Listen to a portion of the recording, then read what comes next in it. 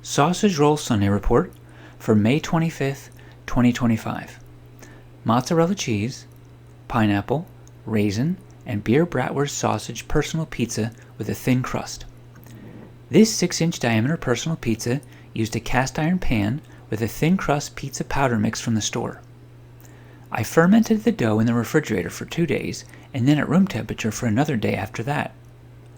The dough rose slightly for the first half hour after mixing with water, but then flattened out with some small air bubbles. The toppings included pre-shredded mozzarella cheese from the store, pineapple chunks, raisins, and fresh beer Bratwurst sausage squeezed out of its casing.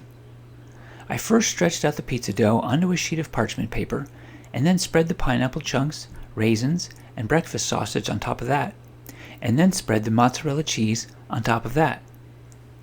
I placed it in the oven using the lower bake heating element for the first half of the time, and with the pan on a high rack with the upper broil heating element on max temperature for the last half of the time.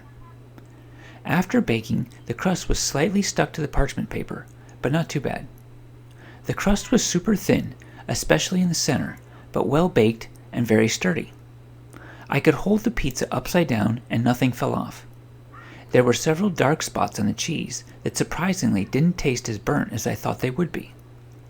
I'm glad I used a lot of toppings, which almost covered the entire crust, even without the cheese.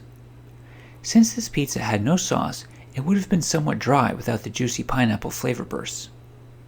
This pizza didn't need any major changes, but I would still like to try new versions of it in the future, because of the magical interaction between the bursts of pineapple, raisins, and sausage flavors.